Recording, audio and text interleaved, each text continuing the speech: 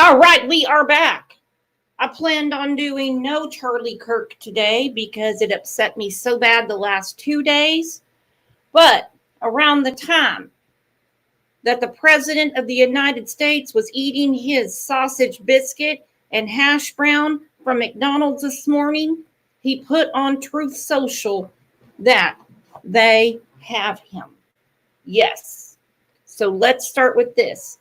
I'm seeing a lot of comments and I see a lot of things about $100,000, $100,000, $100,000, $100,000. Somebody obviously turned him in. Talked to so many of the pastors to find out from small churches and big churches, and I was blown away. It didn't matter whether you had 3,000 in your congregation or 100 in your congregation. He wanted to know their name. He wanted to know what's... I almost forgot. TGIF. Oh no, we didn't even tell everyone good morning.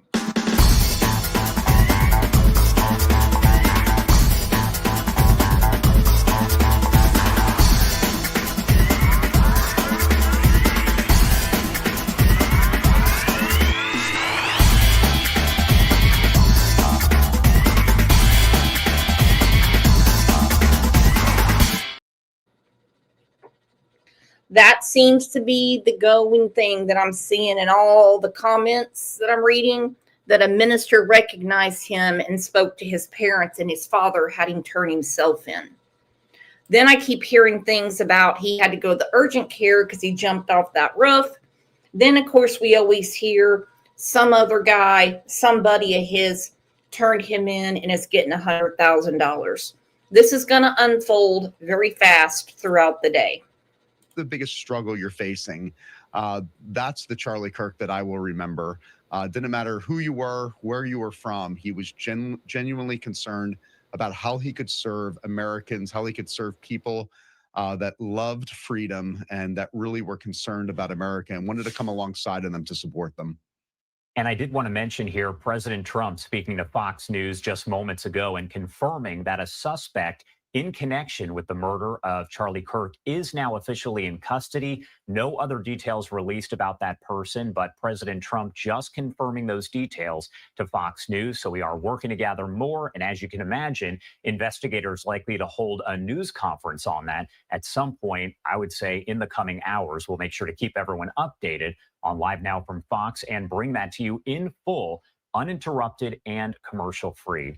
Pastor, I did want to get your reaction to that, because that has to be something that those who know Charlie Kirk and even those who don't are waiting to see. They wanted to see a suspect taken into custody, and it's now been almost 48 hours since his murder. So your reaction there to learning from President Trump that a suspect is now in custody? Well, it is concerning that it's taken this long. It is concerning that there wasn't enough security. It's all concerning. This is a school. Yeah, it's a college. Yes, some people in their minds say, oh, well, they're adults, they can handle it. Tell that to the people at the Jason Aldean concert. Come on. And these educators that are getting fired left and right, that are praising the shooter, who would want that person educating your child that they are okay with violence that leads to murder in front of children? I don't get it. I had to go lay down yesterday. My chest was hurting. It was super tight. I was super anxious. And I just thought, what is going on around here? This is fucking nuts. This is fucking nuts. Now, I don't really give a rat's ass if a cartel leader gets killed. I'm not going to worry about that. I'm not going to give a rat's ass if someone protected their family because someone was breaking into their house. Nope, not going to bother that. But just the amount of people that are okay with this is crazy. And I put a post on my Facebook. I said, do not let them convince you this is left versus right, black versus white. any of that.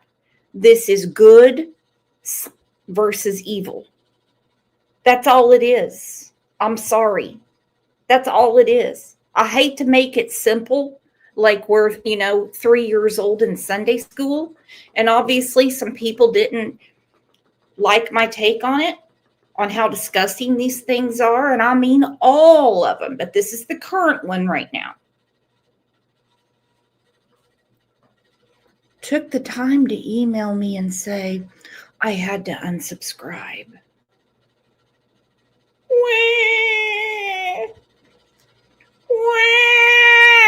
What will I do? What would I do? What would I do? Goodness. Particularly after the Butler, Pennsylvania incident last summer, that there wasn't somebody scoping out the roofs. But I am grateful, on the other hand, that there is a suspect in custody. I think we really need to be swift about justice here in this situation. I think we need to send a message that this type of activity will by no means be tolerated. In the 21st century in America, we can have civil disagreements, we can disagree on issues, we can have division on politics and policies, but we need to send a strong message that political violence in this nation will not be tolerated. So I pray that if this suspect is brought into custody. Is it political violence, or is it a sick ticket that just didn't like what he said? There was a guy that confronted him. He bought the ticket. He was there. Charlie does what Charlie does. He doesn't cuss. He doesn't raise his voice. He goes back on the Bible. He, explains to people.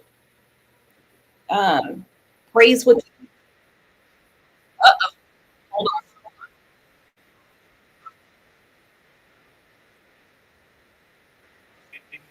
4, 5, 6, 7, 8, 9, 10. Mic check. 1, 2, 3. 4, 5, 6, 7, 8, 9, 10. Good with that? 1, 2, 3, 4, 5, 6, 7, 8, 9, 10. 1, 2, 3, 4, 5, 6, 7, 8, 9, 10. Everybody good? Keep going. 1, 2, 3, 4, 5, 6, 7, 8, 9, 10. 1, 2, 3, 4, 5, 6, 7, 8, 9, 10. What is this, Sesame Street? Man, just start the press conference. What we got going on here? Stephanie said, I didn't even know who Charlie was till he got the pew-pew. I knew about him because my son saw him at Oklahoma State University. And my youngest son follows him. My oldest son, truth be told, I'm not victim shaming. My oldest son always used to make fun of Charlie Kirk and Ben Shapiro. He's like, all they do is go around and fight with these kids at college campuses. Hey, different flavor of ice cream for everybody. But when I saw it, and especially saw the video, I crumbled. My son is the same age as him. Check 1, check 2, check 3, 4, 5, 6, 7, 8, 9, 10. And it's for you guys coming in, 7:30 is the earliest start time for this now, so you guys are all aware. We good? Everybody? We'll do another check in about 15. Keep going. 1, 2, 3, 4, 5, 6, 7, 8, 9, 10, 11, 12, 1, 2, 3, 4, 5, 6, 7, 8, 9, 10. 1, 2, 3, 4, 5, 6, 7, 8, 9, 10. Check, check. 1, 2.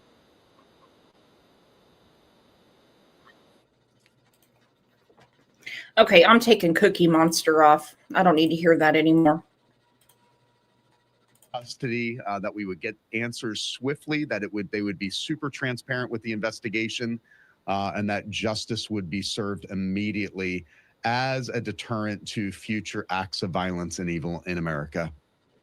And you kind of touched on this just there by talking about political violence and things of that nature. What do you hope that maybe some on the other side of the aisle who didn't necessarily agree with the thoughts of Charlie Kirk can take away from this? We need to understand that what made this nation great 250 years ago was the ability to disagree, but to disagree in a way that was civil. To be able to have debate, to be able to have conversations like Thomas Jefferson and John Adams did. They were on totally opposite sides of the political aisle, but they were able to exist in a manner that they understood that for the sake of the new constitutional republic, they had to come together on the major issues, even though they might have disagreed on the minor issues. So we can have political disagreements, but we need to return to civility. And that's what I pray that people on both sides of the aisle, that we understand that for the sake of future generations and for the sake of the republic, we need to be able to disagree. We need to have civil discourse, but we need to be able to do so in a way that does not add to violence. And I think the real problem here is that we're not only debating politics, we're debating ideologies. And we need to really understand that when people of faith are attacked and silenced and maybe even canceled, that is a dangerous place to be in America. So we want to debate policies and politics and legislations. I'm all for it.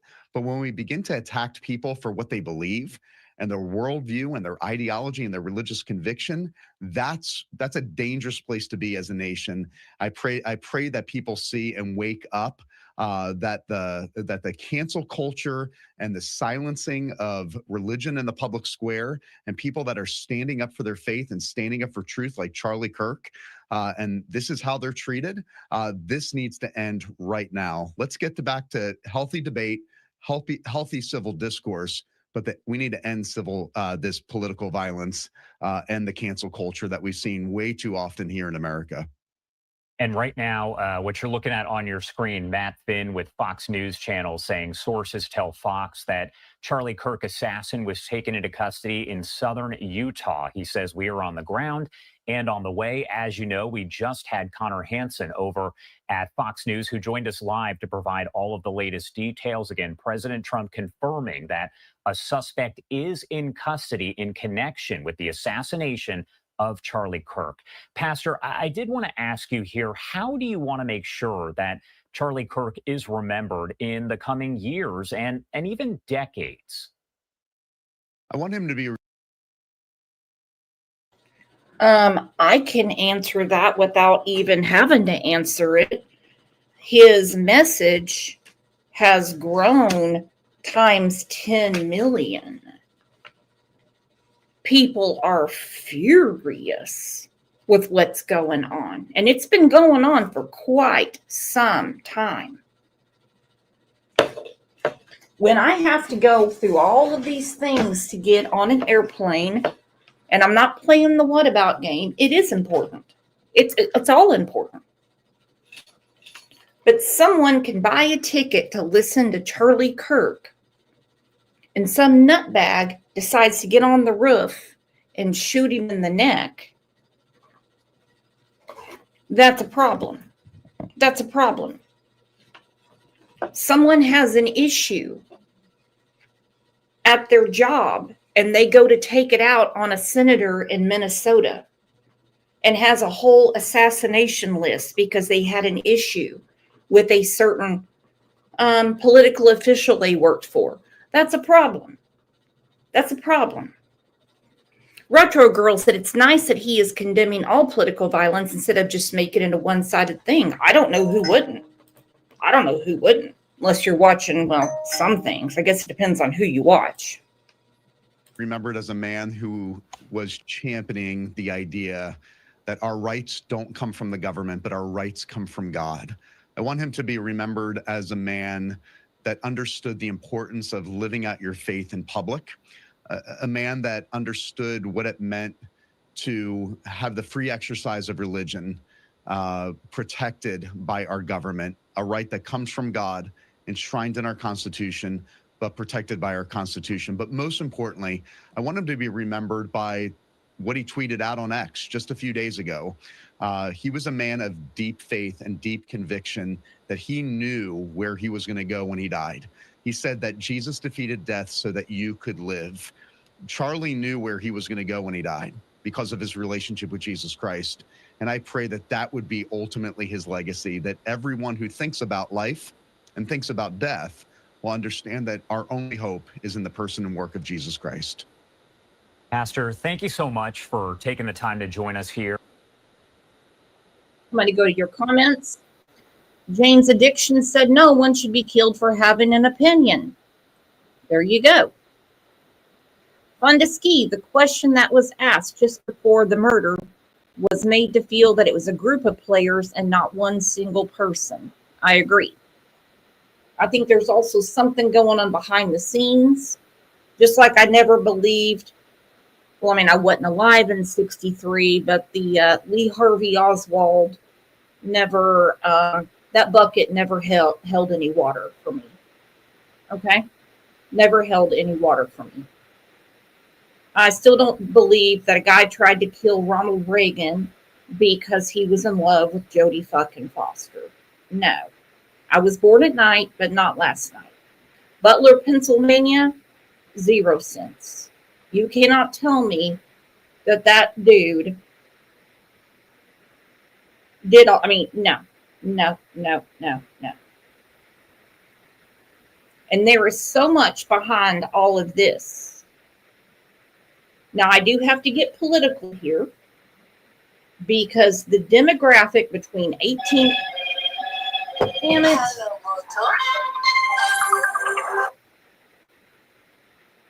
Hey, Diana, I'm live right now, okay? Oh, okay, bye. Poor lady. The demographic between 18 and 26 has always voted Democrat. That's the truth. You're talking to yours truly. This last election, when that demographic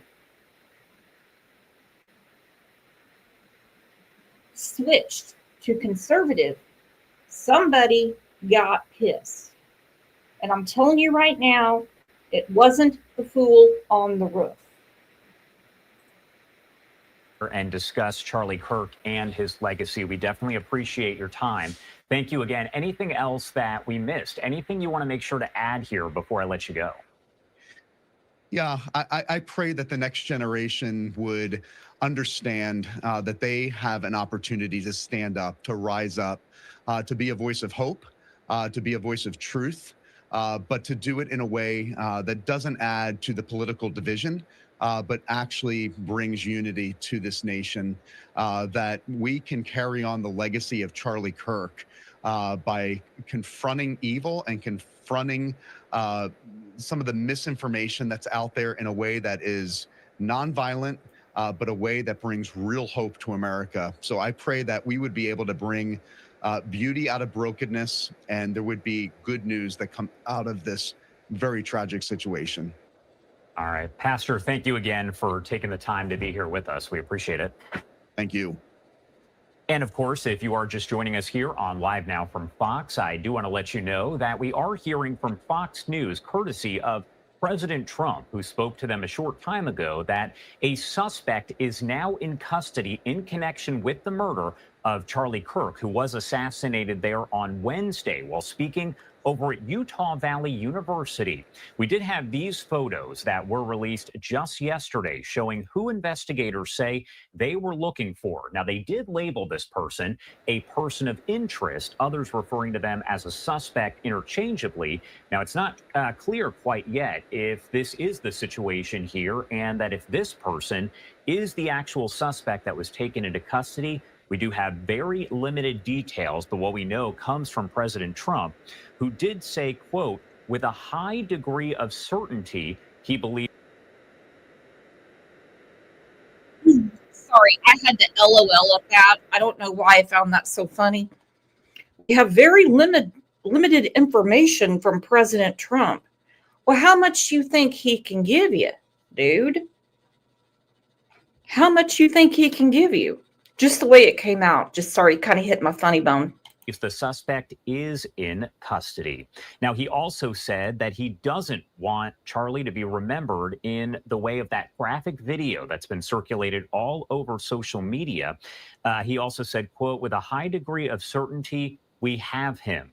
Trump said a minister who's also involved with law enforcement turned in the suspect to authorities. Quote, somebody that was very close to him said, that's him. Again, that is a direct quote coming in from President Trump as he was speaking with Fox News a short time ago. We also have this post coming in here from Fox. This is Matt Finn with Fox News Channel, who says sources tell Fox that Charlie Kirk assassin was taken into custody in southern Utah. We are on the ground and on the way. If you were watching a bit earlier, you did see that we had Connor Hansen with Fox News live for us. We'll try to get him to join us here live, maybe in the next little bit, to break down more about what we found and at this point, what they're still working to figure out. Now, if you are just joining us, we have a lot of new information as we know that according to President Trump, the person responsible for the assassination of Charlie Kirk is now in custody. I do want to show you this video that was released by the FBI just yesterday, and they say that it shows the shooter there at Utah Valley University seen jumping from the rooftop of a building after that gunshot was fired. Agents saying around 12 p.m. local time on Wednesday, so less than 48 hours ago, the gunman was seen climbing up to the rooftop. Then, after killing Charlie Kirk, they say he jumps off and runs away. Investigators saying the shooter left behind the gun and ammo in a wooded area near that university. Evidence collected from the rooftop included shoe impressions, a forearm imprint, and a palm print. We heard from Governor Spencer Cox urging the public to help identify this person last night, and it does sound as though that is the case, and that person has now been identified. I do want to play. The mainstream media needs to report this common sense true crime. Nobody needs to riot. Obviously, I'm talking to you guys. Okay, we're speaking amongst all of us. Okay, I'm not really worried about any of you. I'm just on my soapbox for a minute. Go ahead, throw me a bar of soap. I'll put it in my mouth. Nobody needs, because something bad happens, nobody needs to burn down police stations. Nobody needs to throw Molotov cocktails. Nobody needs to riot. No one needs to do anything. Let the police do their work. Let them do what they need to do. The governor of Utah already said this will be death penalty. This will be. Like when all that George Floyd shit happened.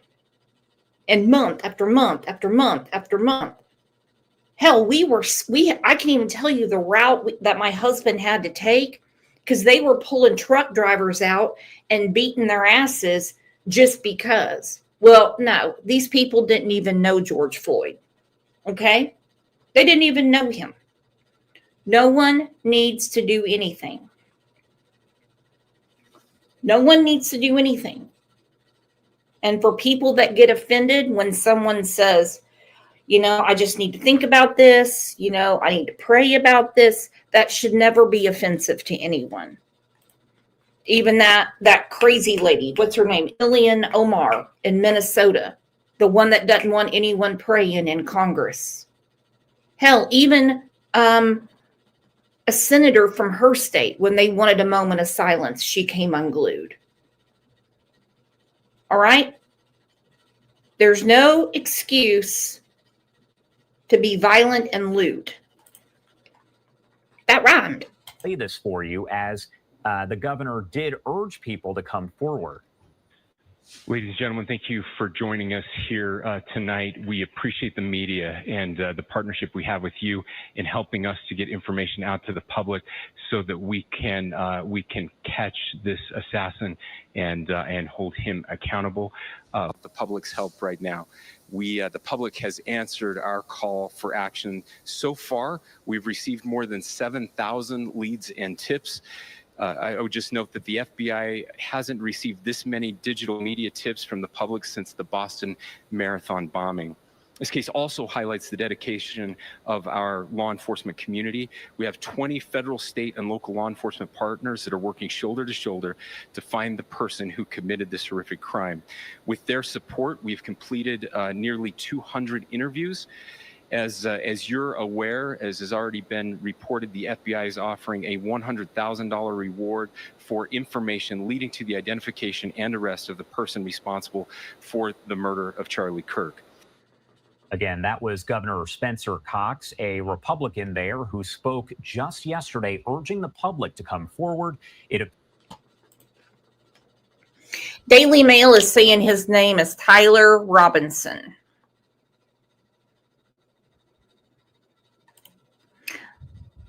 These are copy paste from Daily Mail.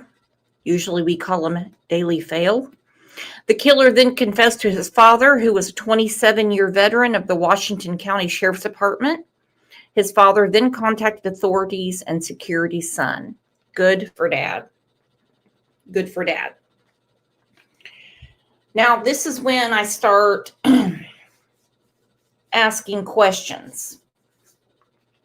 I go back to the shooting in Minnesota when those children were just en masse praying. Okay? It was a secure, very secure school. So the person that did this had an inside.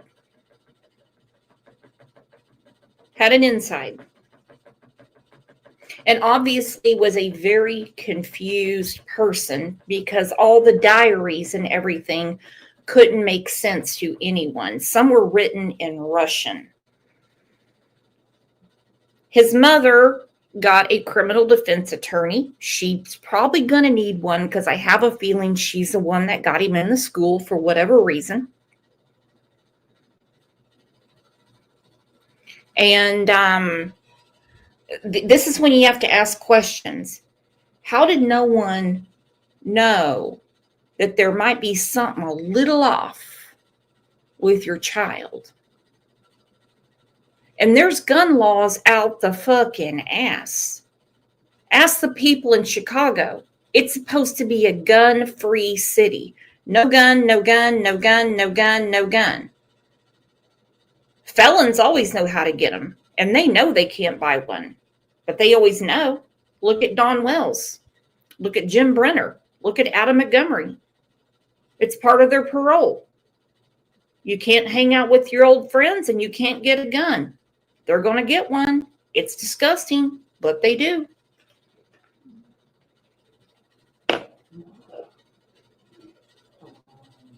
So his father, and I mean, I'm not blaming his father right now. Was he aware of the rifle that his son had and what he planned to do that day? Did he notice anything weird going on? Any sort of something that he was obsessed with? You know, when you get those intrusive thoughts, well, some do and some don't, and you just well over it, and you well over it, and you well over it, and you well over it. I mean, to the point you're almost making up arguments with people in your mind that you haven't even spoken to. Because you just keep going and going and going and going. It's very common in young people. It really makes me wonder if the father and mother needed to be told or if they already had a good idea because they know what their son looks like. Appears, according to President Trump, that someone close to that suspect is actually who turned him in. Now, again, the information that we do have is just coming in, and we've also just learned here that state and federal officials in Utah are planning to hold a news conference here at 9 a.m. Eastern time on the investigation. So we're obviously going to bring that to you in full and continue to update you here on Live Now from Fox. But state and federal officials in Utah just announcing a 9 a.m. Eastern Time news conference with more information. That's going to be Utah Governor Spencer Cox, who you just heard from, Public Safety Commissioner Bo Mason, FBI Director Kash Patel, and FBI Special Agent in Charge Robert Bowles. They are all expected to be there to announce that this suspect is in custody. Now, if you're just joining us, President Trump said just a short time ago here while speaking with Fox News that the suspect in the Charlie Kirk assassination has been captured. What he announced during a live interview there is, quote, with a high degree of certainty, we have him. Trump said a minister who's also involved with law enforcement turned in that suspect to authorities, saying, quote, somebody that was close to him said, that's him. Again, that is a direct quote coming in from President Trump. What you're looking at on your screen right now is a look at some of the video that was released last night by the FBI as they were hoping that someone out there would recognize who they say is the gunman climbing up onto the roof of that building at Utah Valley University and then taking off running a short time later. We do know from investigators that the gun was found nearby in a wooded area. Now, that gun, of course, part of the evidence as investigators believe it was the murder weapon. Again, there are so many questions here, so we are working to gather more ahead of that news conference set for just about 38 minutes from now. We're going to make sure to bring that to you here on Live Now from Fox as soon as we get it. And a friend of the show here, Scott Duffy, he is with former FBI. He's going to be joining us here in a short time to kind of break down what we know, what's left to figure out, all of that. So we'll dissect that for you here in a matter of moments. Right now, I do want to show you once again these person of interest photos that were released.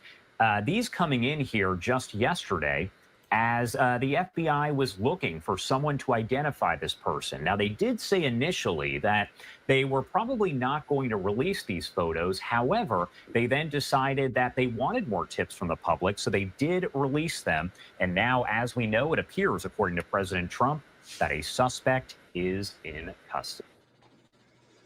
Okay, and Daily Fail. Look at this. This is who they're saying. I don't know. I've been wronged before. Remember when I ran with something in the Idaho 4 case when Brian Koberger went in there with a K-bar knife and, well, we know what he did. All right, this is what they're saying. The suspect in Charlie Kirk's assassination has been identified as Tyler Robinson, a 22-year-old Utah resident. 22 years old.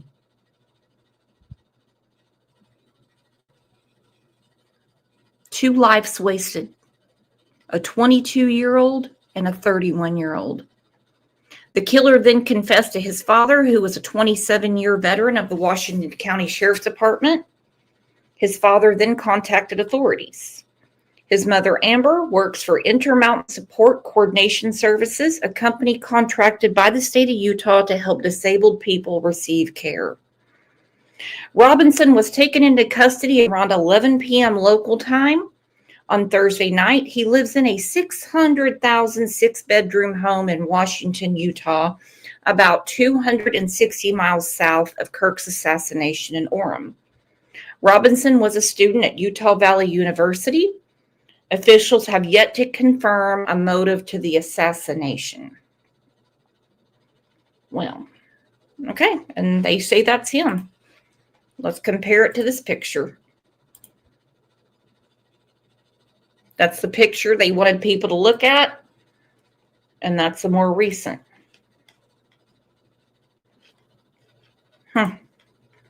Had everything going for you, dude. Had everything going for you. And so did Charlie. He did. There's Charlie with his wife and children, his son and daughter.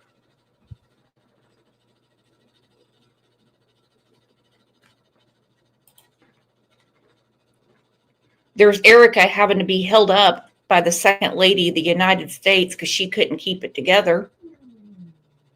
She broke down when she saw her husband's casket And it was all they could do to keep her put together. 22 years old. There's another picture of him.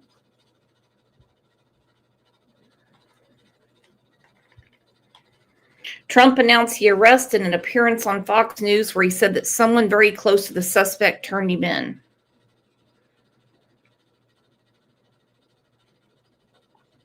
The arrest comes after a manhunt for the suspect stretched to over a day and a half, with officials previously offering a reward of $100,000 for information leading to his capture. I've always wondered something about these rewards. Now, we know Car Wash Jim, he got fucked without the good feeling in Evansville, Indiana. But if a family member turns someone in, do they get it? Maylin said, my chest is aching like someone's been stepping on it for days. Me too, since Wednesday. Me too, since Wednesday. It's been bad.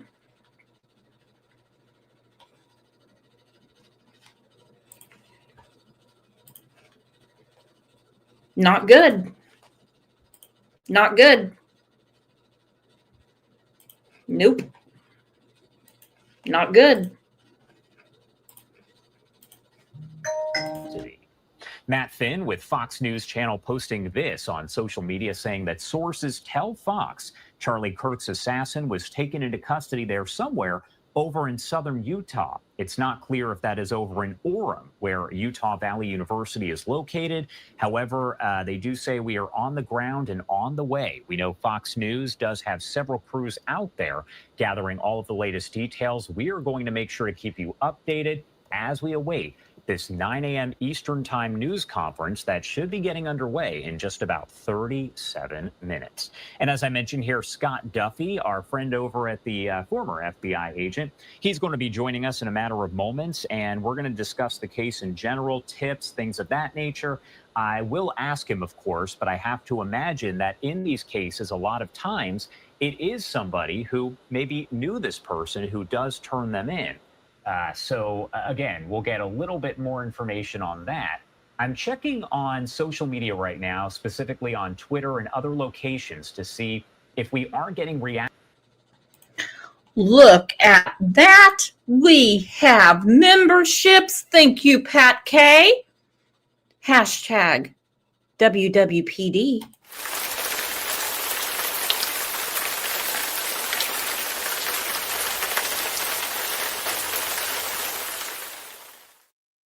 Specifically. So I go back with a good old friend, Detective Phil Waters, where we constantly debate amongst ourselves the terminology of person of interest versus suspect. So in law enforcement, it's a suspect, and that means you're simply suspected of doing something until proven by law enforcement that you're no longer a suspect. And so I think it's a little bit of a terminology issue as opposed to, hey, a person of interest is not a suspect and vice versa. I tend to believe with Detective Waters and the like of my own inner circle that a suspect is a suspect. They're simply somebody that law enforcement wants to talk to, could be a witness that we want to identify, talk with, and get in front with and be able to get further down the investigation. And so when a person of interest versus a person who's a suspect, I believe really that's a terminology that comes down to whoever wants to say the particular word. But in my world, I stick with the suspect and until they're no longer a suspect.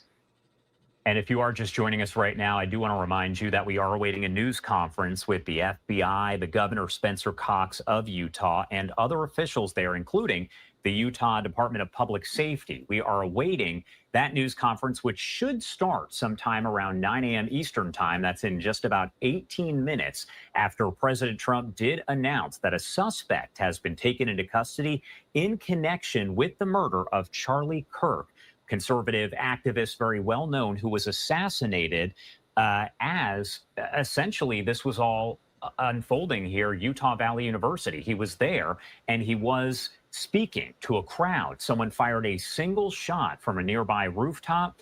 and he was killed there. President Trump confirming that death just hours after the gunfire.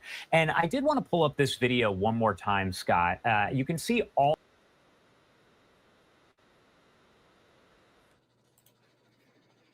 Oh, Kat, you didn't have to do that. Thank you, baby. Thank you, thank you, thank you. Hold on. All right, they're getting ready to start.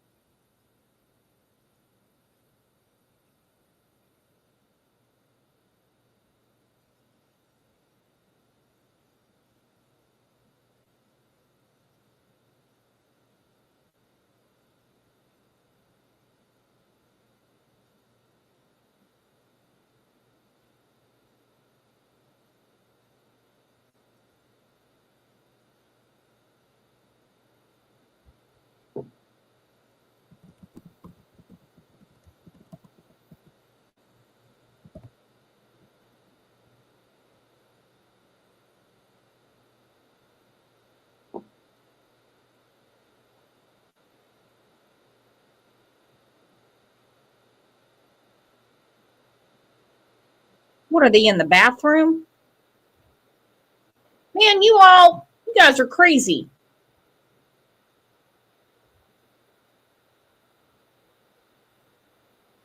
DT said, Brooks, do you want to put that link in there for the donation? I can't because it's on my text messages. I'm going to do a separate post. I have to send it to my messenger.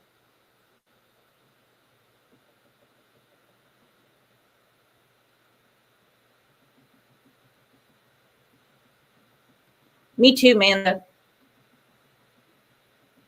My anxiety level is through the roof. It's been that way since Wednesday.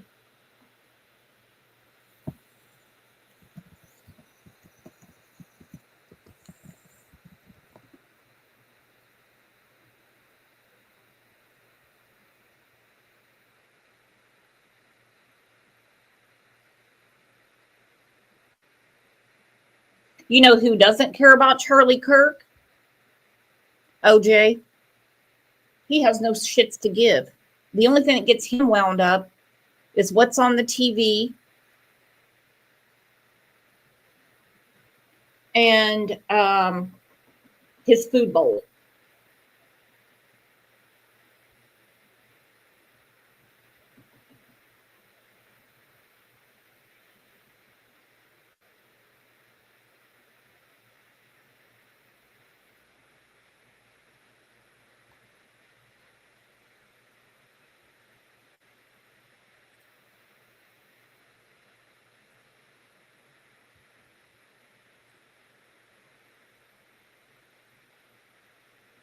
Melanie said, my animals don't care either.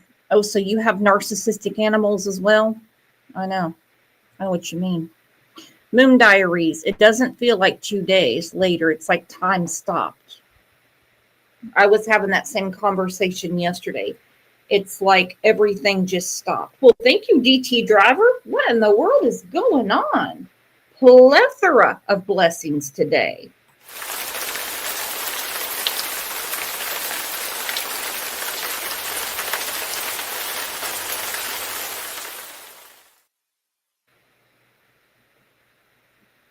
And I know a lot of people are going to be asking motive. The man followed the Bible. He was a Tea Party activist. He wasn't racist. He had people of all different. I'm going to go ahead and say it before, I'll get my, I'll probably get spanked for this. He had people of all different colors, ethnicities, and races working for his foundation, for Turning Point USA.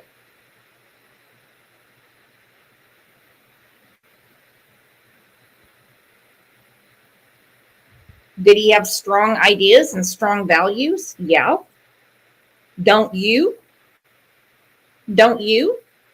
V. Oakley, do you have strong ideology and values? Paper Slut, do you have strong ideas and ideologies? True Crime Beat, could you imagine getting shot in the neck for that?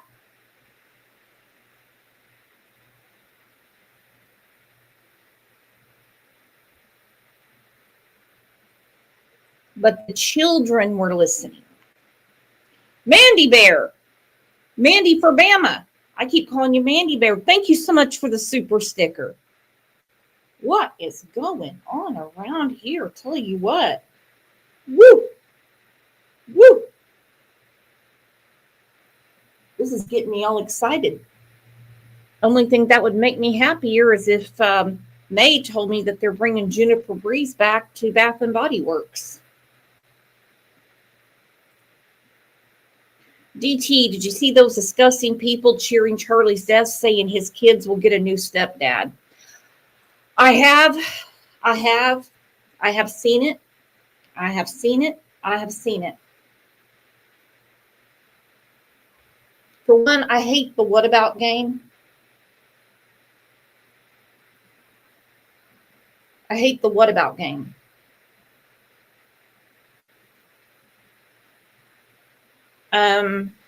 They killed Jesus for his ideas. And no, I'm not comparing Charlie to Jesus. I think one of my favorites is in one of the Sebastian Rogers groups going, how come the FBI didn't come arrest Chris and Katie right after they killed Sebastian? You know, some people just don't get it. Everything is a case-by-case basis, okay? A body helps a lot. Evidence of a crime helps a lot. And if anything's going to be covered up, it's going to be something like this.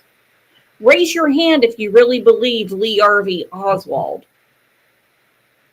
killed JFK.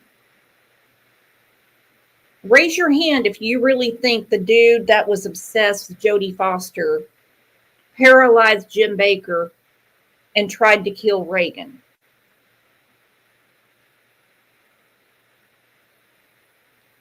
Raise your hand if you think those 3 judges, 1 in Florida and 2 in New York, are saying that there's just no way they can release all of the information in the Epstein files. Nope, nope, and nope. Nope, nope, and nope. Cato G said, I'm sorry, DT, didn't mean to be insensitive, but I do care about my tea very much. Don't fuck with cat's tea. Don't put cat's tea in the corner.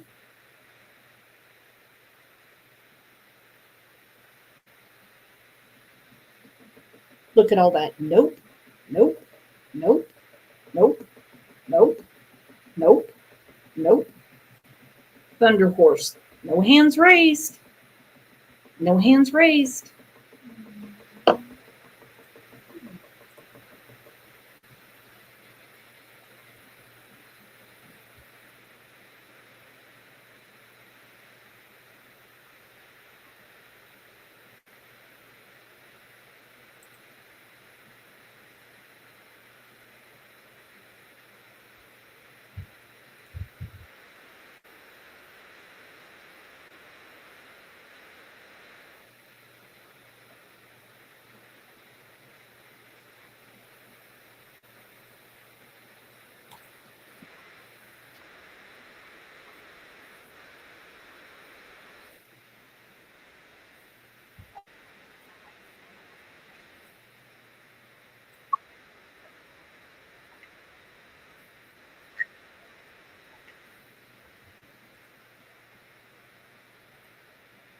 Okay, they will be back in just a second. Michael Knowles has been really upset about this all week. He was very good friends with him. I've seen too many people just break down, bawling their faces off this week. I want to.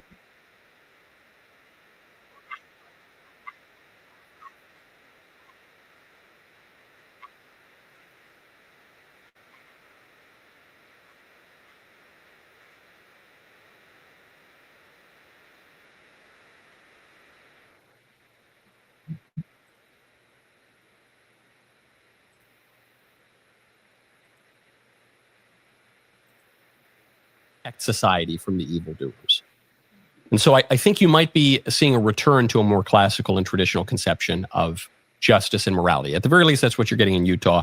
And I think most people are quite all right with that.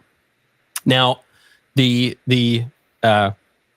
rest of what's occurred concerns Charlie himself. And I know a lot of people were really choked up yesterday because Charlie's remains were flown from Utah to Phoenix, which is his home. And not only were they returned there, they were returned on Air Force Two, the vice president's airplane. Not only were they returned on Air Force Two, which is a great and fitting honor, but the vice president himself helped to carry the casket onto the airplane.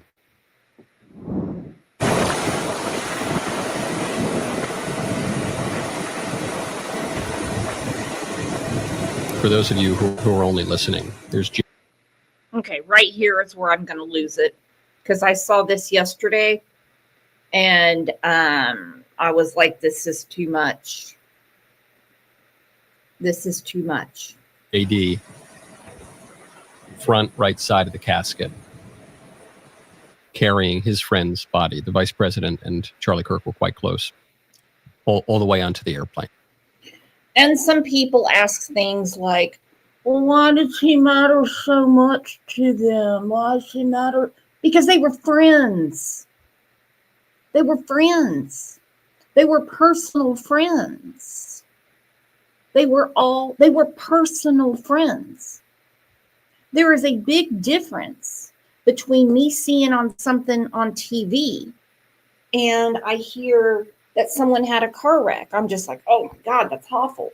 And then I see someone that is a personal friend. Obviously, because I'm a human, it's going to affect me differently. Remember last year when Carrie Moody, True Crime? When I saw that car wreck, well, on the news. And she posted later in the day that her daughter was in that car wreck. And I was just like, I was mortified. I put some money towards her grandsons and her husband. I sent a card and some things from all of us. That's the difference between being personally affected and just watching something driving by. You all know that. I know that. But the people on the internet don't. They look for an argument when there's no argument to be had.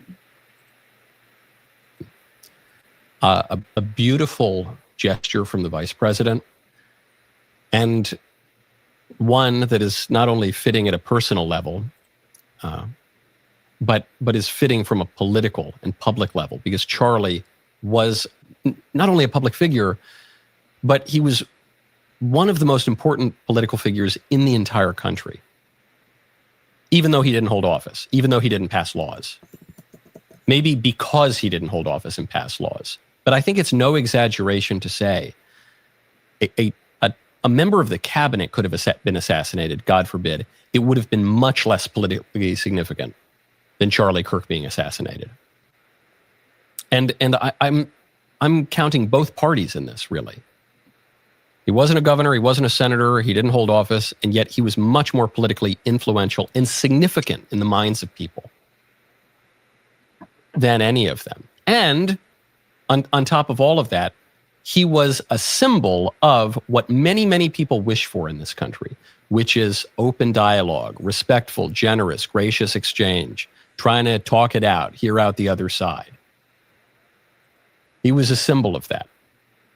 And both of these things come together when you look at someone like the vice president, because just at a personal level, I know that Charlie's death has seriously affected many, many millions of people, not only in America, but around the world. And we'll get to some of those tributes that have come in a little bit. But also, he was a personal friend to a lot of us. To the man talking. Of course he's going to be affected. Of course. Now, I put this on my channel the other day, yesterday. I said, well, the murder backfired because now his movement is bigger. These shirts that say we are all Charlie Kirk now, they're selling like hotcakes. Because these kids really looked up to him. They did. They loved talking to him. They loved being introduced to Jesus. They appreciated his time talking to them. They loved his debates. Jules said, I am Charlie. Jules, you're too old to be Charlie. I can't be Charlie. But the movement, well, like I said, it backfired. It backfired. Because look at this. We are all Charlie Kirk now.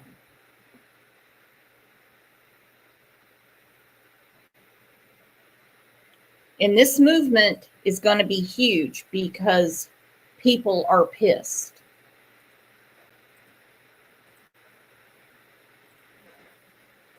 He was a personal friend to a lot of us. He had a lot of friends. And a lot of those people who have public roles know him, know what a good guy he was, know his innocence, and are feeling very personally the injustice of their friend being murdered. That adds on to all of it. And everyone else could feel that too. So the vice president helps to carry Charlie's casket onto Air Force Two. Air Force Two then lands in Phoenix. This is what Phoenix Air Traffic Control had to say when the plane landed. Welcome home, Charlie. You didn't deserve it. May God bless your family. Beautiful tribute, even from Air Traffic Control. Welcome home, Charlie. You didn't deserve it. God bless you and your family. The Charlie's widow. And he's crying. Okay? Michael Knowles is crying. I'm not crying. I'm not crying. Did Charlie speak to children that are transgender and say, I want to know what you don't like about your body before we talk about anything? Either way, it's what you're going to do. And it was actually speaking to someone. Did he say that, yeah, I think fathers should be in the home? Did he wait to be married to have sex? Yeah, he did.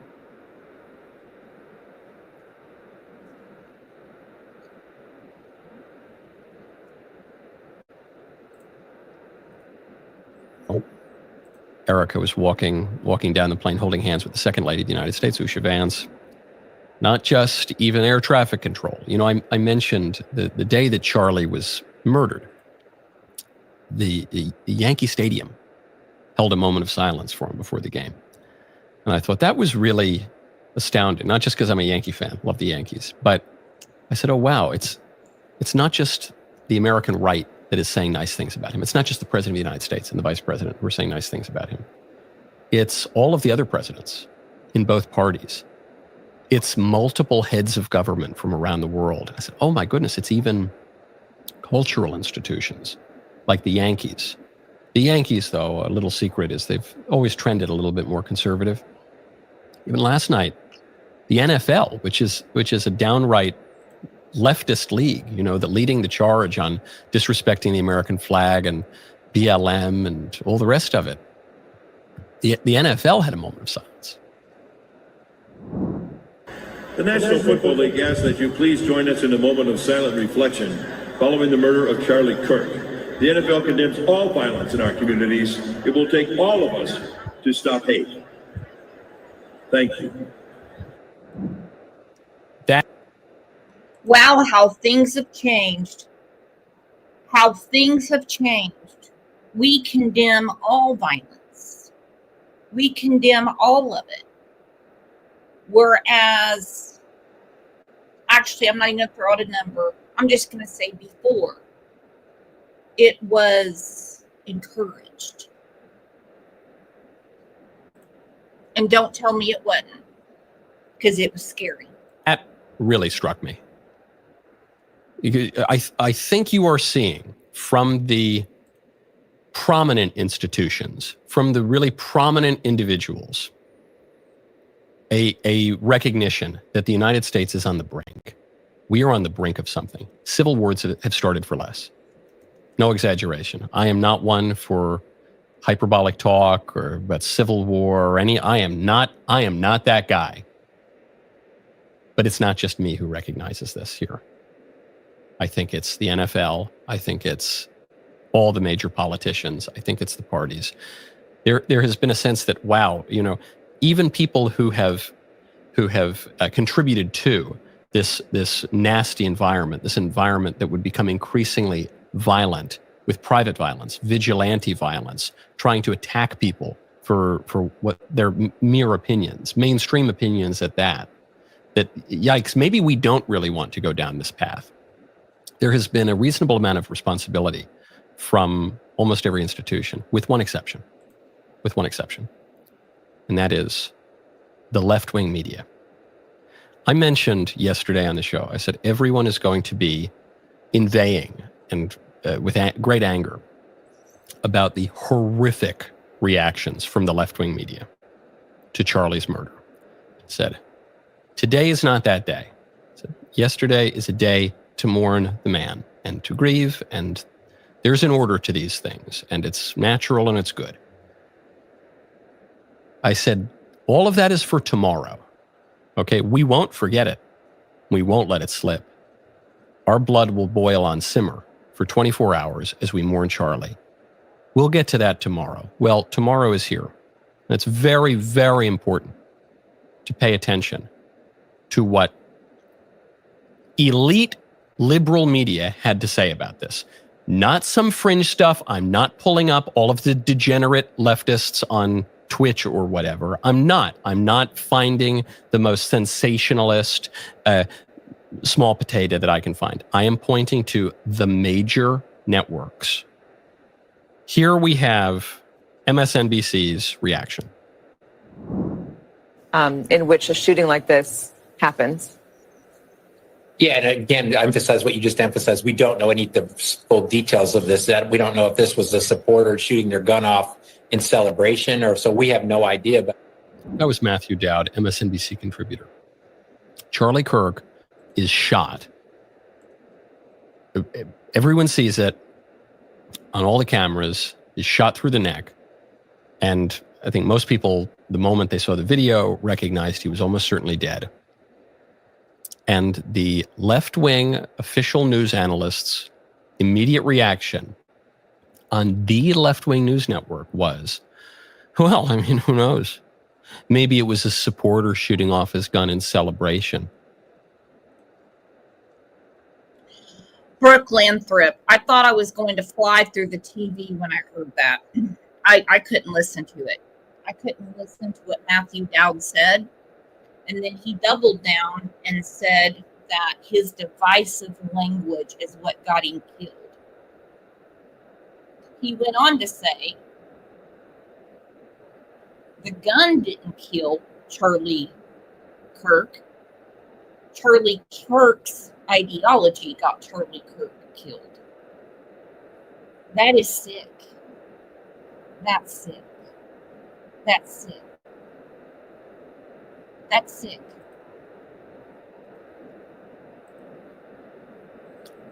I can't tell if that displays a level, an almost criminal, at least culpable level of ignorance, or if that was snark. Was that sarcasm? Was that a little jibe about gun control. I don't know. Those rube idiots who follow those right-wing speakers like Charlie Kirk. Maybe they were just shooting their guns off like Mexican banditos in celebration. I can't tell, and I don't know what's worse. I don't know if this guy really has nothing between the ears, just wind whistling through. That would be bad enough. Or did he actually try to get a little barb in at Charlie, or at least Charlie's supporters, as the man was bleeding to death, probably at that point already murdered? I think the charitable view to this guy's intellect is that it was the latter, but the charitable view to this guy's soul, to this guy's character, would be it's unthinkable. Matthew Dowd then goes on, and I think maybe this clip actually reveals a little bit more of where he's coming from. But following up with what was just said, he's been one of the most divisive, especially divisive younger figures in this, who is constantly sort of pushing this sort of hate speech or sort of aimed at certain groups. And I always go back to hateful thoughts lead to hateful words, which then lead to hateful actions. Vomit-inducing behavior from MSNBC and from this person. Because he says, in a way, you have to be grateful to him, because he is articulating what a lot of liberals, even mainstream liberals, have said and at least thought privately. And he's just saying it out loud explicitly.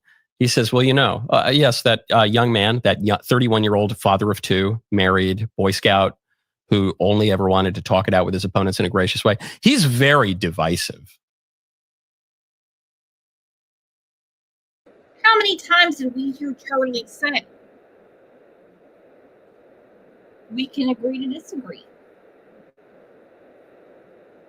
But if you're going to argue with me about the Constitution, there's nothing to argue about.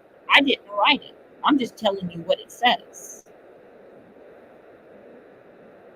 If you're in a bad place in your life, then we can talk about that. Like he said to the girl yesterday, we saw on the show. She talked about how her mother was sick when she was pregnant. And they said that the doctor said she could have an abortion. Okay, hang on.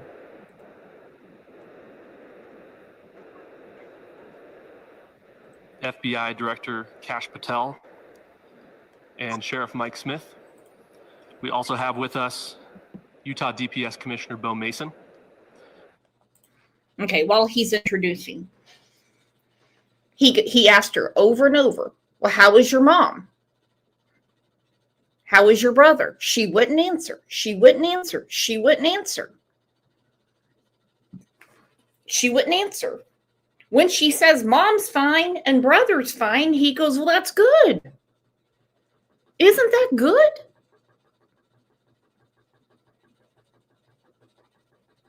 Isn't it good that your brother's here? He even told her, the world is more interesting with you in it. I wouldn't want anything to happen to you. How could that offend anybody? Rhodes said, this makes me sick listening. I'm already thinking about not even voting anymore. I hate politics. You got to vote. You got to vote. You got to vote. Got to vote. Got to vote. Trust me, I know where you're coming from. Lieutenant Governor Deidre Henderson, FBI Special Agent in Charge Robert Bowles, and local and federal law enforcement partners. Following the remarks today, Governor Cox, Director Patel, and Commissioner Mason will take questions. Thank you.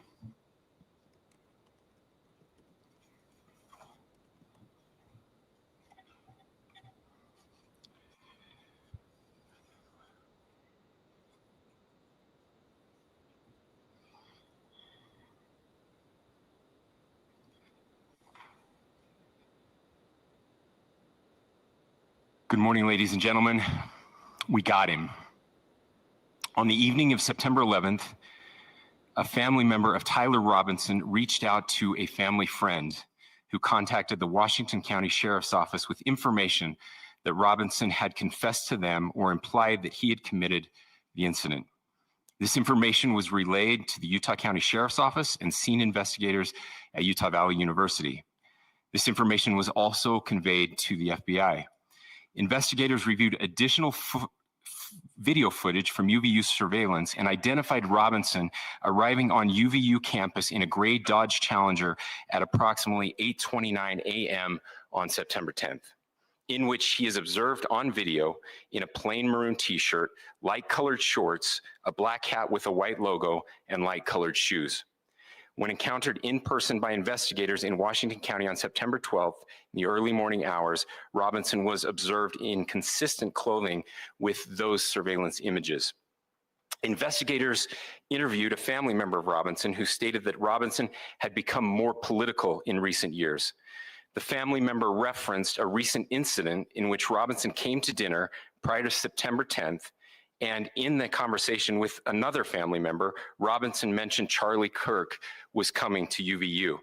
They talked about why they didn't like him and the viewpoints that he had. The family member also stated Kirk was full of hate and spreading hate. The family member also confirmed Robinson had a gray Dodge Challenger. Investigators identified an individual as the roommate of Robinson. Investigators interviewed that roommate, who stated that his roommate, referring to Robinson, made a joke on Discord. Investigators asked if he would show them the messages on Discord. He opened it and showed several messages to investigators and allowed investigators to take photos of the screen as each message was shown by Robinson's roommate. These photos consisted of various messages, including content of messages between the phone contact named Tyler with an emoji icon and Robinson's roommate's device. The content of these messages included messages affiliated with the contact Tyler, stating a need to retrieve a rifle from a drop point, leaving the rifle in a bush, messages related to visually watching the area where a rifle was left, and a message referring to having left the rifle wrapped in a towel. The messages also refer to engraving bullets and a mention of a scope and the rifle being unique. Messages from the contact Tyler also mentioned that he had changed outfits. I know there's been speculation as well as to the writing on those casings, those bullet casings, and I believe we have that as well. And I will share that with you now. So the area north of Campus Drive Road where the suspect crossed over, you saw some of that in the video that we released last night, consists of a grassy area with trees on the edge of the UVU campus. Investigators discovered a bolt-action rifle wrapped in a dark-colored towel. The rifle was determined to be a Mauser Model 98 30-06 caliber bolt-action rifle. The rifle had a scope mounted on top of it. Investigators noted inscriptions that had been engraved on casings found with the rifle. Inscriptions on a fired casing read, "Notices, bulges, capital OWO, what's this, question mark." Inscriptions on the 3 unfired casings read, "Hey fascist, exclamation point, catch, exclamation point." Up arrow symbol, right arrow and symbol, and 3 down arrow symbols. A second unfired casing read, "Oh Bella Chow, Bella Chow, Bella Chow, Chow Chow." And a third unfired casing read, "If you read this, you are gay, LMAO." We are indebted to law.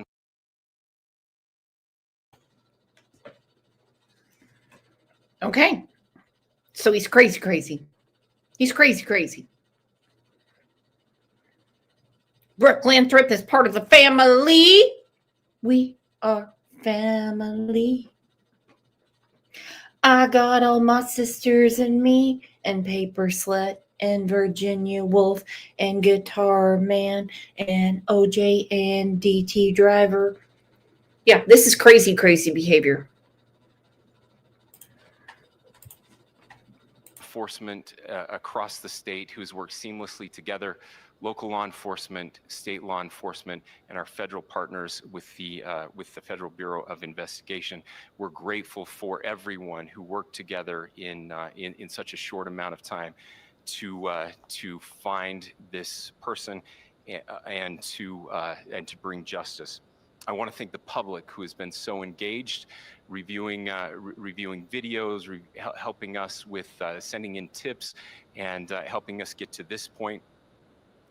I want to thank the family members of Tyler Robinson who did the right thing in this case and were able to bring him into to law enforcement as well. I especially want to thank the family of Charlie Kirk, Erica, Charlie's parents, his children. I want us to be thinking of them as we bring justice in this case. They will be involved in that justice. We will be working very closely with them as we move through this process as well. This is a very sad day for our country, a terrible day for the state of Utah. But I'm grateful that at this moment we have an opportunity to bring closure to this very dark chapter in our nation's history. With that, I will now turn the microphone over to the Director of the FBI, Kash Patel. Oh, damn, Cash is coming up. Thank you, Governor. This is what happens when you let good cops be cops. The FBI and our partners are proud to stand here today together to bring justice to the family of Charlie Kirk and honor his memory. I want to express my deep gratitude to President Trump, the Vice President, and the entire White House who have been so incredibly supportive with both resources and just personally to the FBI as a team. They had our backs the entire way, and I just want to express my gratitude for giving us the resources we need to operate in this space to bring this sort of justice at this sort of speed. In 33 hours, we have made historic progress for Charlie. Governor Cox, our partnership has been absolutely incredible these last few days. Our partnership will endure. Your state and local partners, your sheriffs, your DPS community has been unbelievably impressive in the hardest of times. And a case like this cannot be solved, cannot be brought without partnering with your state and local authorities. The FBI has a certain role to play, and we will play that role, and we will lead out for the federal government. Governor Cox, we are so grateful for your state partnership that led out on this investigation. A little bit of the timeline. Charlie was shot at 12:23 p.m. on Wednesday. The first FBI agents arrived on scene in 16 minutes with chiefs of police at 12:39 and secured the scene. The FBI immediately launched fixed-wing assets. We utilized these assets to transport personnel, specialty technicians, hostage rescue teams. We also utilized these assets to go back and forth from the East Coast and here in Utah to transport forensic evidence and other evidence that will be analyzed and is being analyzed at our FBI laboratories in Quantico and other laboratories, including the ATF. At my direction, the FBI released the first set of FBI photos of the suspect at 10 a.m. local time on 9/11. Then, shortly thereafter, the FBI reward of $100,000 was released at 10:45 a.m. local. Myself and Deputy Director Bongino arrived on the scene at approximately 5:30 p.m. on 9/11. The governor led a press conference last night at approximately 8 p.m., where at my direction, the FBI released a never-before-seen video of the suspect. We also released new images to the public of the suspect. And just last night, the suspect was taken into custody at 10 p.m. local time. In less than 36 hours, 33 to be precise, thanks to the full weight of the federal government and leading out with the partners here in the state of Utah and Governor Cox, the suspect was apprehended in a historic time period. And I want to highlight what Governor Cox said. This would not have been possible without you, the media, and you, the public. That's why we went so public, so fast, and we're so transparent, and we're committed to that transparency. The crime scene, just a little bit there. It is a large crime scene. State and local authorities, along with federal authorities, processed that crime scene quickly. And I even had the ability to walk through that crime scene and walk through the steps the suspect took to learn more about what was needed and what resources we needed to bear to create a full picture for the FBI and leadership back in Washington. Furthermore, thankfully to state and local partners, forensic evidence has been seized and continues to be garnered. Forensic evidence has already been evaluated at FBI laboratories in Quantico and state and local authorities here. We will continue to process evidence as we see it, as we collect it, and we will continue to deliver to Governor Cox and his team. Last night, we had a total of approximately 7,000 7,000 leads. As of this morning, thanks to your great work, we have over 11,000 leads that were called in to the FBI. And we are running out every single lead that we can. Every one of those leads will be run out. The arrest is a testament to the dedication of good law enforcement being great, and partnerships in law enforcement, which I've tried to highlight as my tenure as the director of the FBI. There is no better relationship for... I love this, P. Lola's mom. She said mental health awareness. Well, the only people that can be aware are people that know the people. As in the guy that went crazy in Minnesota that went and killed that couple. As in the mother in Minnesota whose son shot up those poor babies that were trying to just have maths at school. As in Tyler Robinson's family that are saying he was obsessed with certain politics. That means he's off kilter. 22 years old. Think about what you were doing at 22.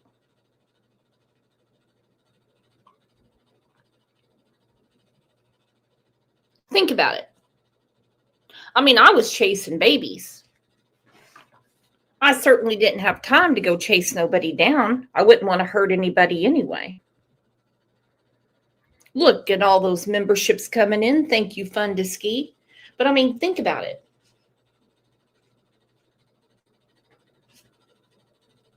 Kids are in school, starting a career, starting a family, raising babies.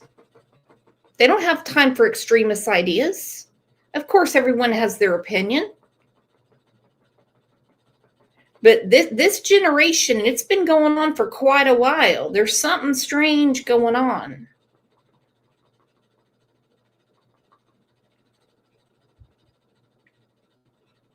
And I get that the internet rhetoric is it's all Trump's fault. It's all Trump's fault. It's all Trump's fault.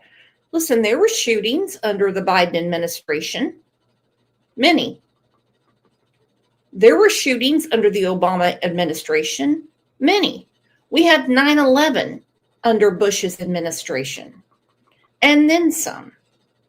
We had Columbine under Clinton's administration. No. Four walls. Four walls. What goes on in your four walls is what you need to pay attention to. The phone, entertainment. The TV, entertainment. Okay? What goes on in your own home is your responsibility. Law enforcement and the FBI to partner with state and local authorities, and you've seen it here in these last few days. The FBI Salt Lake field office, along with our offices in LA, Phoenix, Denver, San Antonio, Las Vegas, Pittsburgh, Buffalo, our headquarters component in Quantico, all participate in the FBI. I want to express my deep gratitude to the employees of the FBI, the men and women, the evidence response team tacticians, the special operators, the agents, the support staff. You have done monumental work in historic time when the public, who had a right to demand such an expeditious solving of an investigation, the FBI answered that call diligently, critically important to our nation, and we delivered. And I'm proud to be their leader, and I'm proud to be the director of the FBI. This is a very much an ongoing investigation, as the governor said, and we will continue to work with state and local authorities to develop the investigation, to provide them the evidence they need for their ongoing prosecutions.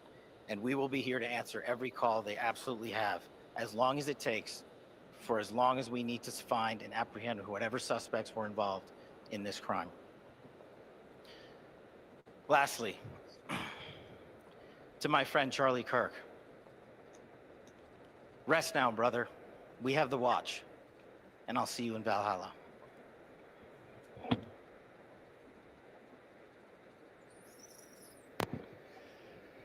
Thank you, and good morning. I would just like to take a few minutes as the sheriff to express my gratitude for everybody who has played a part in this investigation. As you know, it's been a vast, a complicated, and a very, very fast-paced investigation. You're looking at people standing up here who are running on, if they got an hour's sleep in the last couple of days, they're probably lucky. It has been very taxing. It has been so impressive, speaking on behalf of the local law enforcement, to see the cooperation that we've seen in this type of case. Across the state, sheriffs, chiefs, our state partners have stepped up and have come to the call on anything that we needed. Our county chiefs have been phenomenal. Our Utah County Attorney, Jeff Gray, who's standing up here with us, has been phenomenal in leading us through this investigation.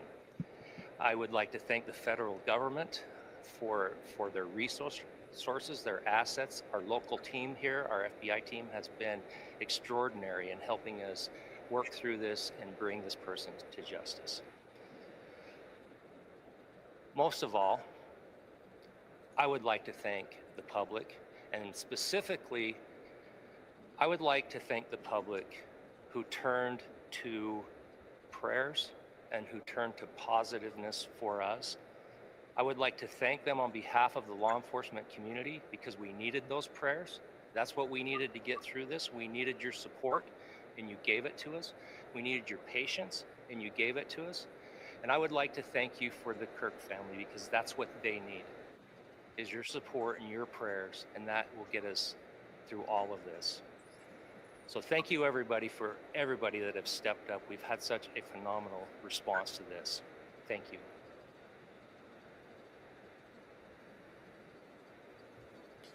I also want to give a special thanks to the Attorney General and the Department of Justice. Their unwavering support and their commitment to justice is shown true here. And without AG Bondi and Deputy Attorney General Todd Blanche and the resources they brought to bear, we would not have been able to complete our mission. And I just want to say special thanks. It's an honor to be a part of the Department of Justice. Thank you again to our incredible law enforcement team who has worked so hard. Sheriff, I got a solid 90 minutes last night, so I'm probably the most well-rested person up here.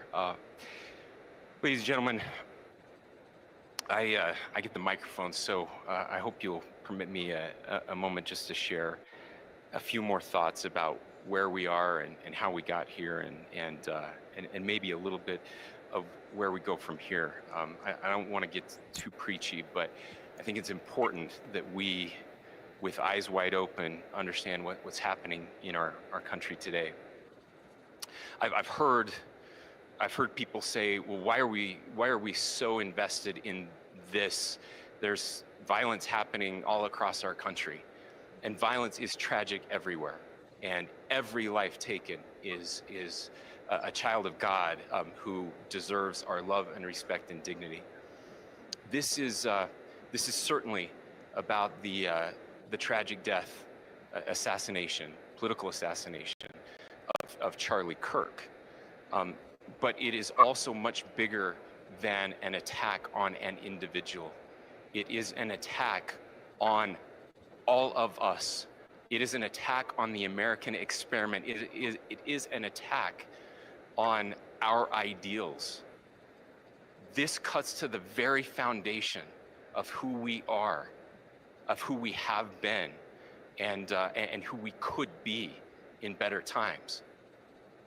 Political violence is different than any other type of violence for lots of different reasons. One, because in the very act that Charlie championed of expression, that freedom of expression that is enshrined in our founding documents, in having his life taken in that very act, makes it more difficult for people to feel like they can share their ideas, that they can speak freely. We will never be able to solve all the other problems, including the violence problems that people are worried about, if we can't have a clash of ideas safely and securely. Even, especially those ideas with which you disagree. That's why this matters so much. Over the last 48 hours, I have been as angry as I have ever been, as sad as I have ever been. And it was, as anger pushed me to the brink, it was actually Charlie's words that pulled me back. I'd like to share some of those. And specifically right now, if I could, I need to talk to the young people in our state, in my state, and all across the country. As President Trump reminded me, he said, you know who really loved Charlie? The youths. He's right. Young people loved Charlie, and young people hated Charlie. And Charlie went into those places anyway. And these are the words that have helped me. Charlie said, when people stop talking, that's when you get violence. He said, the weak can never forgive. Forgiveness is the attribute of the strong. The only way out of the labyrinth of suffering is to forgive. Welcome without judgment, love without condition, forgive without limit. He said, always forgive your enemies. Nothing annoys them so much. A few months ago, I referenced this last night, Charlie posted to social media, when things are moving very fast and people are losing their minds, it's important to stay grounded. Turn off your phone, read scripture, spend time with friends, and remember, internet fury is not real life. It's going to be okay. He again said, when you stop having a human connection with someone you disagree with, it becomes a lot easier to commit violence. He said, what we as a culture have to get back to is being able to have a reasonable agreement, where violence is not an option. Now, again, to my young friends out there, you are inheriting a country where politics feels like rage. It feels like rage is the only option. But through those words, we have a reminder that we can choose a different path. Your generation has an opportunity to build a culture that is very different than what we are suffering through right now. Not by pretending differences don't matter, but by embracing our differences and having those hard conversations. I think we need more moral clarity right now. I hear all the time that words are violence. Words are not violence. Violence is violence. And there is one person responsible for what happened here. And that person is now in custody and will be charged soon and will be held accountable. And yet, all of us have an opportunity right now to do something different. I want to thank my fellow Utahns. This bad stuff happens. For 33 hours, I was praying that if this had to happen here, that it wouldn't be one of us, that somebody drove from another state, somebody came from another country. Sadly, that prayer was not answered the way I had hoped for, just because I thought it would make it easier on us if we could just say, hey, we don't do that here. And indeed, Utah is a special place. We lead the nation in charitable giving. We lead the nation in service every year. But it did happen here. And it was one of us.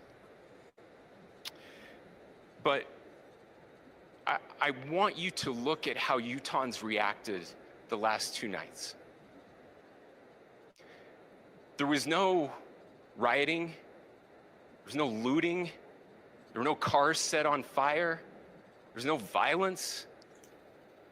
There were vigils and prayers and people coming together to share the humanity. And that. Now, what you think of that? That's a boom moment, don't you think? No one's throwing pipe bombs at the police. People are holding hands and praying. And if somebody tried to get out of line, someone would snatch their ass and get them out of the way and say, keep it up, you're going to jail.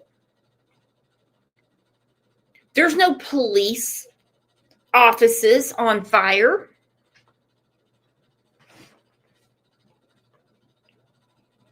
There is no reason for anyone to be offended if people say, all I can do right now is pray. What did any of that solve when people were burning things down? What did any of it solve when they were trying to kill each other over a person they don't even know? I don't know Charlie. What, you think I'm going to go over to the Tulsa courthouse and try to tear it down because I'm upset about this? No. But what did any of that solve? It goes all the way back to when Obama was president and a boy was killed in Ferguson, Missouri. And the whole town erupted. What did it solve to loot all of those small businesses? Nothing. To burn down the police station? Nothing. To flip over cars? Nothing. It solves nothing. And then a lot of them get away with it. You can't catch everybody. Ladies and gentlemen, I believe is the answer to this. We can return violence with violence. We can return hate with hate. And that's the problem with political violence, is it metastasizes, because we can always point the finger at the other side. And at some point, we have to find an off-ramp, or it's going to get much, much worse. But see, these are choices that we can make. History will dictate if this is a turning point for our country. But every single one of us gets to choose right now if this is a turning point for. Oh, he's using the words turning point. Turning point. Just Me said choose love. I choose mine in my own damn business. That's me. I'm not going to love this guy that killed Charlie Kirk. No. God knows what I'm lying. If I said right now I'm going to pray for this kid, he's going to know I don't mean it. No. But you can mind your own business. We do it successfully every day. Do we not? Yes, we do. Us. We get to make decisions. We have our agency. And I desperately call on every American, Republican, Democrat, liberal, progressive, conservative, MAGA, all of us to please, please, please follow what Charlie taught me. I'll just conclude with words I share often from a friend and author, Yuval Levin, who was asked if he was optimistic about our country. And he said, I'm not optimistic. He said, I hate optimism. God, that sounds bad. But he said, optimism is a vice. It's this idea that good things are just going to happen. He said, in the history of the world, good things have never just happened. He says, I'm not optimistic, but I am hopeful. And hope is the virtue that sits between the vices of optimism and pessimism. Hope is the idea that good things are going to happen because we can make them so. I still believe in our country, and I know Charlie Kirk believed in our country. I still believe that there is more good among us than evil. And I still believe that we can change the course of history. I'm hopeful because Americans can make it so. Ladies and gentlemen, we're happy to answer any questions you might have.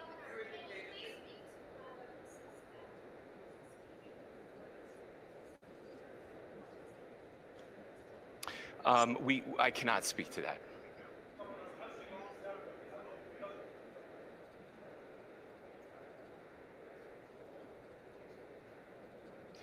Well, I will leave that up to you to interpret what those engravings mean. I think the clearest one that says "catch fascist," there's not, and by the way, that's like catch like a ball, catch this. That's I think that speaks for itself.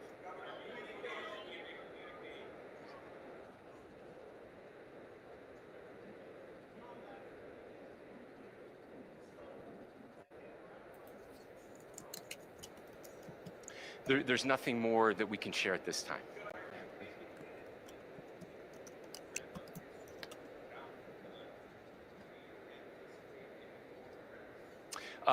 We do not at this time have any information that would lead to any additional arrests. Yes, but the investigation is ongoing.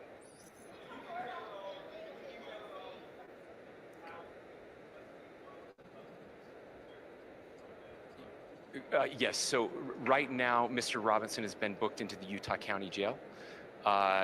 You heard the president this morning report that that he was taken into custody, that his family and a friend helped to deliver him into custody of law enforcement in Washington County. For those of you that don't know where Washington County is, it is the southwesternmost part of the state of Utah. It's about a 3.5 to 4 hour drive from here, where we are right now, and that's where he lived and where they turned him. Please, I'll go here. I can't share any more than what I've already shared. Yeah.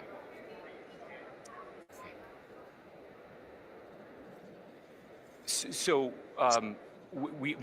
how we obtained the gun was found here. So I don't have much more details on that. We do know that he drove. We had his car here on campus, and then we had his car going south back to the St. George. It's actually the city of Washington in Washington County. I'm sorry? We don't have any information that would lead us to believe that. Yes, in fact, it was just released. Yes. I can't answer that right now. Yeah, thank you. Over here.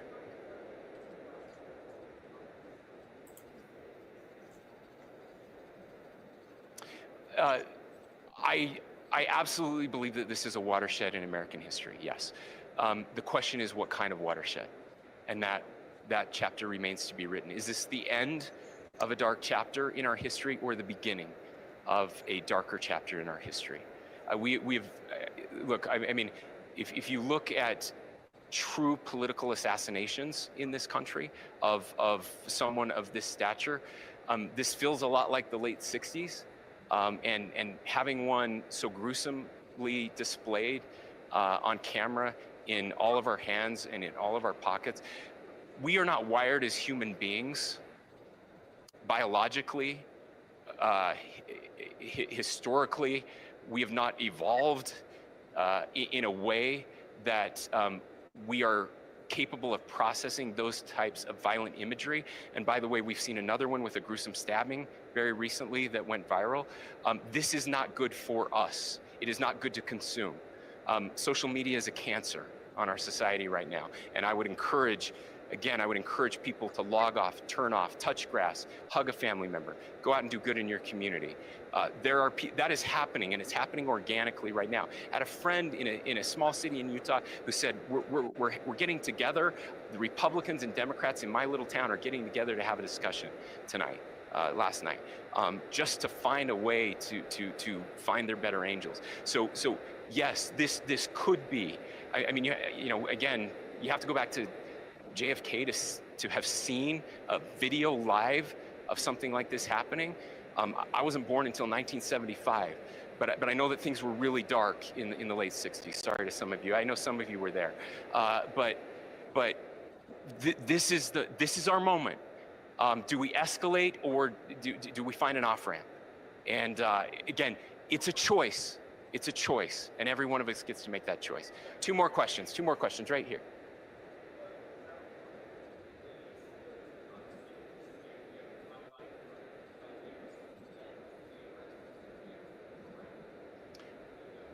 I cannot comment if there is a direct connection or not, but all I can say is that that through some process, the family came to know that this had happened.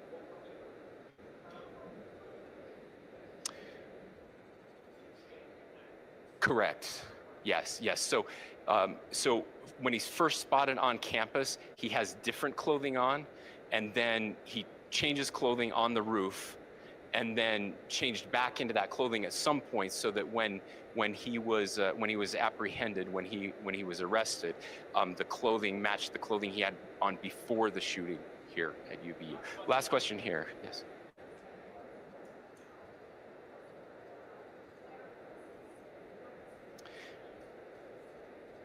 Yeah.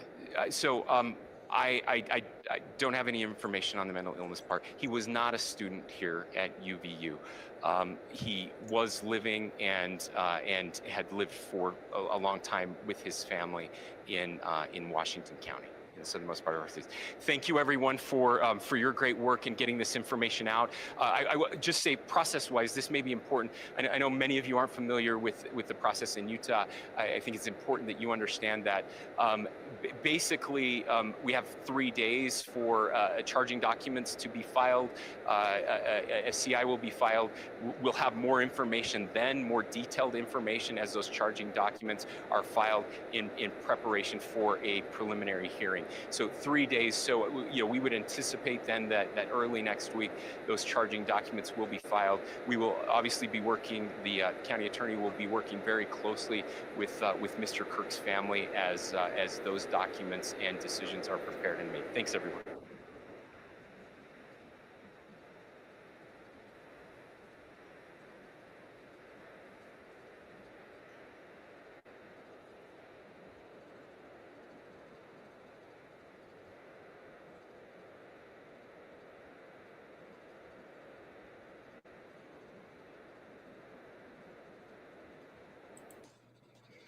I really liked that governor's speech, honestly. I did. And he's right. This is a watershed moment in American history. He brought up the 60s. You had JFK assassinated, Martin Luther King, RFK. Then you get to the 70s. Somebody tried to assassinate Gerald Ford. You get to the early 80s. Someone tried to assassinate Ronald Reagan. Hell, you could put 500 bullets in Bill Clinton. You know he's going to bounce right back. Nobody was worried about that. We had 9/11. We had the Oklahoma City bombing. We have some fucking homegrown sickos around here, my friends. We have some homegrown sickos.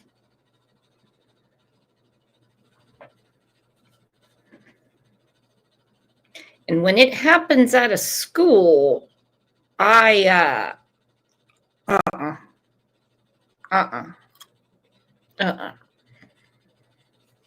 this kid's going to get the death penalty.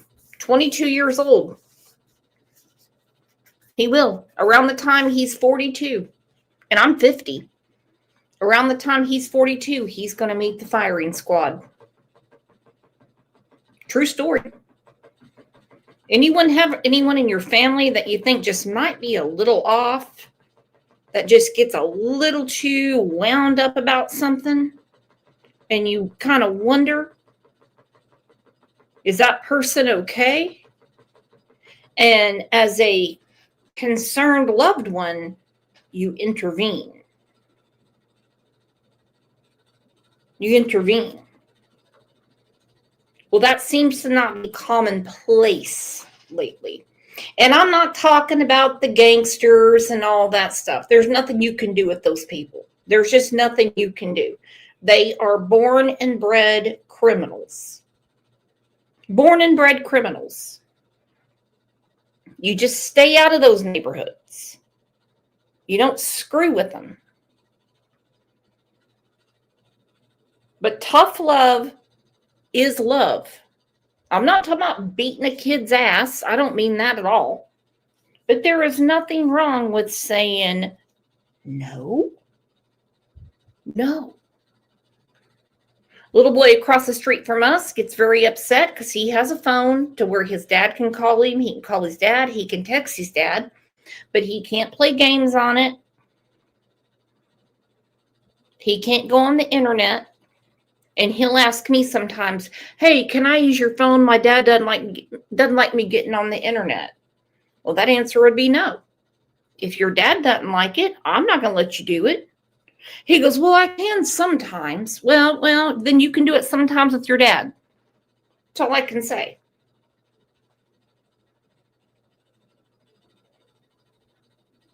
It's crazy. Crazy. Well, is anyone up for a members live? Anyone? It was going to be at 9, but looks like it's going to be a little later because we had to get through this. So you all tell me.